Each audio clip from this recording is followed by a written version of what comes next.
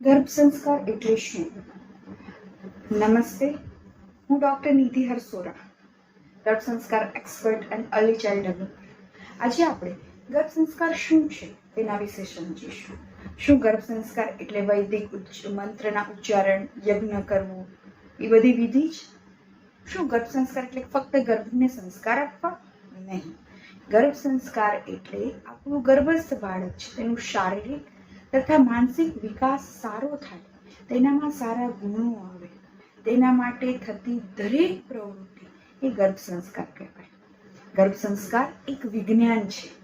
ગર્ભ સંસ્કાર શું છે? એક વિજ્ઞાન છે જે કહે છે કે 80% ઘડતર આપણા બાળકનું એના ગર્ભમાં જ થઈ જાય છે.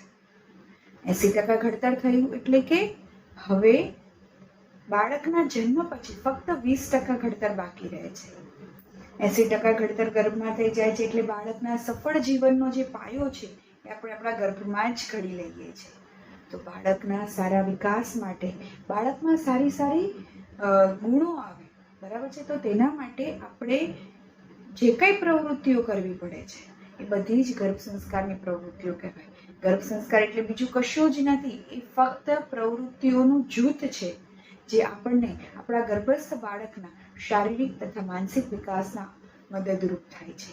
ગર્ભ સંસ્કાર એટલે કે જે બીજ રોપાયું છે એ બીજમાંથી સારું વૃક્ષ બની અને એમાંથી સારા ફળ આવે, એટલે કે આપણું ગર્ભસ્થ બાળક જે છે તેમાં સારા ગુણો આવે, તેના માટે તેને મળતા દરેક પોષક તત્વ, આપણા દરેક વિચારો, દરેક પ્રવૃત્તિઓ જે તેના ઉછેરમાં મદદરૂપ થાય છે એ ગર્ભ સંસ્કાર. તો આજે આપણે જોયું ગર્ભ સંસ્કાર શું છે, એ પ્રવૃત્તિઓનું જૂથ છે. આવી બીજી ઘણી માહિતી માટે અમારી ચેનલને સબસ્ક્રાઇબ કરો અને ફોલો કરો, અને ગર્ભસ્થ બાળકના ઉછેરમાં થતી દરેક બાબતોને તમને મદદરૂપ થાય તેવા નવા માહિતીના વિડીયોઝ મેળવો. નમસ્તે.